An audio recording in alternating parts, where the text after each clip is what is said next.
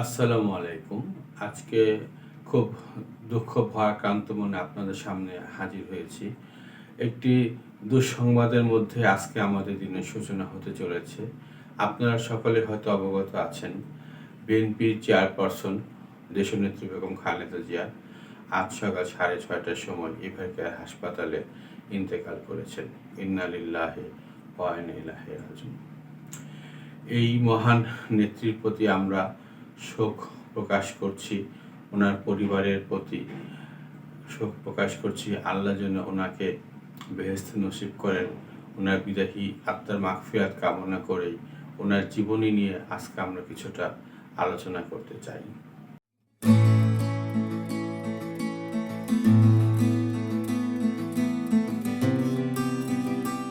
বেগম খালেদা জিয়ার এই মৃত্যুতে গোটা বাংলাদেশ আজ শোকে বিহ্বল। গোটা বাংলাদেশের জনগণ আজ একজন অভিভাবককে হারালেন, যিনি আমাদের বাংলাদেশের রাজনীতির ইতিহাসে একজন অভিভাবক হিসাবে ছিলেন, যিনি বাংলাদেশের গণতান্ত্রিক রাজনৈতিক ইতিহাসে সংগ্রামী একজন ব্যক্তি হিসাবে আমাদের কাছে পরিচিত ছিলেন। সেই মহান ব্যক্তি আজ আমাদের কাছ থেকে এমন সময় চলে গেলেন যে সময়তে আমরা একটি গণতান্ত্রিক শাসন ব্যবস্থায় প্রবেশের দ্বার মুহূর্তে বেগম খালেদা জিয়া আমাদের ছেড়ে চলে গেলেন। বেগম খালেদা জিয়া একজন গৃহবধূ হিসাবে ওনার জীবন শুরু করলেও শহীদ প্রেসিডেন্ট জিয়াউর রহমানের অবর্তমানে বিএনপির হাল ধরেন। শহীদ প্রেসিডেন্ট জিয়াউর রহমানের অসমাপ্ত কাজ উনি সম্পাদনের জন্য আজীবন সংগ্রাম করে গেছেন। শহীদ প্রেসিডেন্ট জিয়াউর রহমান দল গঠনের পরে যে সময় বিএনপি বিপর্যস্ত অবস্থায় ছিলেন, নেতৃত্ব শূন্যতায় বিএনপির মধ্যে অন্তকন্দল ছিল, বিএনপি সাংগঠনিকভাবে দুর্বল ছিল, সেই বিএনপিকে প্রকৃত অর্থে গণমানুষের দল হিসাবে পরিণতি করেছিলেন বেগম খালেদা জিয়া। বেগম খালেদা জিয়া দীর্ঘ 9 বছর স্বৈরাচার বিরোধী আন্দোলনের মাধ্যমে বিএনপিকে একটি গণতান্ত্রিক সংগ্রামী দল হিসাবেই বাংলাদেশে প্রতিষ্ঠিত করেছিলেন এবং স্বৈরাচারের পতনে উনি অবিসংবিদিত নেতা হিসাবেই বাংলাদেশের রাজনীতিতে আনাচে কানাচে ঘুরে বেড়ে বাংলাদেশের জনমত তৈরি করে স্বৈরাচার এরশাদের পতন ঘটিয়েছিলেন। ক্ষমতাসীন হওয়ার লক্ষ্যে নয়, মানুষের অধিকারের লক্ষ্যে আন্দোলন করছিলেন বলেই 86 সালে যখন আওয়ামী লীগ এবং জামাত জাতীয় পার্টির অধীনে নির্বাচনে অংশগ্রহণ করে, সেই সময় উনি দৃঢ় সিদ্ধান্তে সেই 86 সালের নির্বাচন প্রত্যাখ্যান করে স্বৈরাচার এরশাদের পতনকে ত্বরান্বিত করেন, যার কারণে বাংলাদেশের ইতিহাসে তিনি আপসীর নেত্রী হিসাবে স্বীকৃত প্রাপ্ত হন। সেই আপসীর নেত্রী, তিনি সারা জীবন অন্যায়ের সাথে কোনো আপোষ করেন নাই। উনি ক্ষমতা রাজনীতির জন্য রাজনীতি করে নাই, তিনি প্রকৃত অর্থেই দেশ এবং জনগণের জন্য রাজনীতি করেছেন। 90 গণ অভ্যুত্থানের ওনার নেতৃত্বে স্বৈরাচার এরশাদের যেভাবে পতন হয়, সেই প্রেক্ষাপটেই বাংলার অপামর জনসাধারণ বিএনপিকে 91 সালে ক্ষমতায় অধিষ্ঠিত করেন। বিএনপির কাণ্ডারি হিসাবে তিনি গোটা বাংলাদেশ মানুষের মন জয় করে 91 থেকে 96 পর্যন্ত প্রধানমন্ত্রীর পদ অলঙ্কৃত করেন। রাষ্ট্রভার গ্রহণ করে তিনি বাংলাদেশকে একটি আধুনিক যুগে নিয়ে যাওয়ার আপ্রাণ চেষ্টা করেন।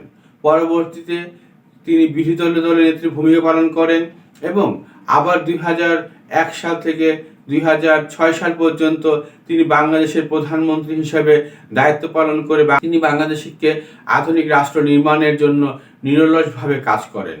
1/11-এর সময় যখন বাংলাদেশ আবার গণতন্ত্রের থেকে সরে আসে, বাংলাদেশের গণতন্ত্র হুমকির মধ্যে পড়ে, সেই সময়তেও তিনি দৃঢ়তার সাথে বাংলাদেশে থেকে যান। 1/11 গভর্নমেন্ট বহুবার চেষ্টা করেছিল খালেদা জিয়াকে রাজনীতি থেকে মাইনাস করার জন্য, বিএনপির নেতৃত্ব থেকে তাকে সরে দেওয়ার জন্য এবং তাকে বিদেশে পাঠানোর অনেক চেষ্টা করেছিলেন, কিন্তু তার দৃঢ় মানসিকতার কারণে তিনি বাংলাদেশে অবস্থান গ্রহণ করেন এবং তার অবস্থানের কারণেই 1/11 গভর্নমেন্ট নির্বাচন দিতে বাধ্য হয় এবং 2008 সালে যে নির্বাচন হয়, সেই নির্বাচনে তৎকালীন সরকার আওয়ামী লীগের সাথে সূক্ষ্ম আঁতাতের মাধ্যমে আওয়ামী লীগকে অধিষ্ঠিত করে ক্ষমতা হস্তান্তর করে। তারপর থেকে আপনারা সকলেই দেখেছেন যে আওয়ামী লীগের ফ্যাসিবাদী নির্যাতনে তিনি কিভাবে সংগ্রাম করেছেন। গত 17 বছর তিনি বিরামহীনভাবে ফ্যাসিবাদের বিরুদ্ধে সংগ্রাম করে তিনি হাসিনা এবং আওয়ামী লীগকে দৃঢ়তার সাথে মোকাবেলা করতে সক্ষম হন। শেষ মুহূর্তে যখন ফ্যাসিবাদ সরকার দেখতে পায় যে বিএনপির চেয়ারপারসন খালেদা জিয়া যেভাবে রাজনীতির মাঠে ময়দানে চষে বেড়াচ্ছেন, খালেদা জিয়া যদি মুক্ত অবস্থায় থাকেন তাহলে তার ফ্যাসিবাদ শাসন ব্যবস্থা দীর্ঘায়িত করা আওয়ামী লীগের পক্ষে সম্ভব নয়। আওয়ামী লীগ সরকার বেগম খালেদা জিয়ার নামে মিথ্যা মামলা দিয়ে তাকে কারাবরণ করতে বাধ্য করেন এবং সেই কারাবরণের মাধ্যমেই আমাদের প্রিয় এই নেত্রীর আস্তে আস্তে আস্তে আস্তে মৃত্যুর দিকে ধাবিত হওয়ার যে সকল প্রচেষ্টা, সেই সকল প্রচেষ্টা সম্পন্ন করেন এই ফ্যাসিবাদী সরকার।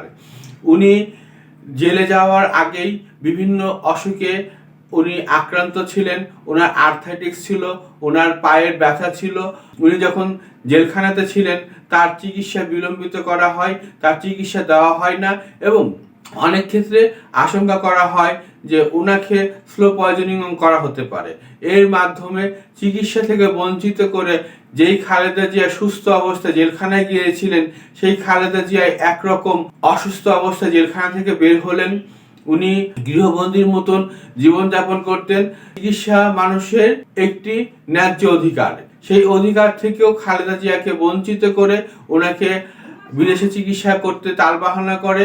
উনি চিকিৎসা থেকে বঞ্চিত হওয়ার কারণেই দিন দিন তিনি অসুস্থতার দিকে ধাবিত হন।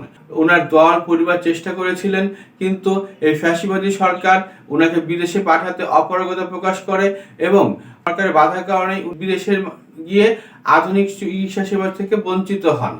দেশেই ওনার জন্য চিকিৎসার ব্যবস্থা করা হয় এবং আমাদের দেশের চিকিৎসকরা আপ্রাণ চেষ্টা করেছেন ওনাকে দেশীয় প্রযুক্তির মাধ্যমে যতটুকু সম্ভব সর্বোচ্চ চিকিৎসা দেওয়ার জন্য।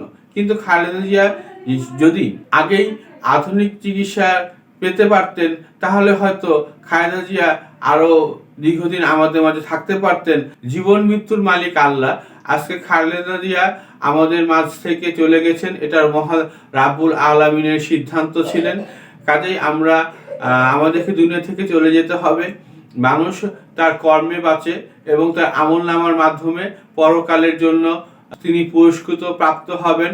আজকে আমরা খালেদা জিয়ার রূহের মাগফিরাত কামনা করি।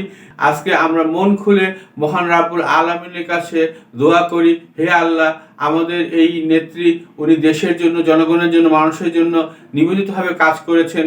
ওনার ভালো আমল নামার মাধ্যমে উনি যেন বেহেশত প্রাপ্ত হন। ওনার কবরকে তুমি জান্নাতে বাগিচা বানিয়ে দাও। ওনার রূহের মাগফিরাত কামনা করে এখানে আমরা শেষ করছি। বাংলাদেশ যেন একটি গণতান্ত্রিক প্রক্রিয়ার মাধ্যমে একটি সুখী সমৃদ্ধ দেশে উপনীত হতে পারে সে প্রার্থনা করে আজকে পর্যন্তই। ধন্যবাদ সকলকে। আল্লাহ হাফেজ।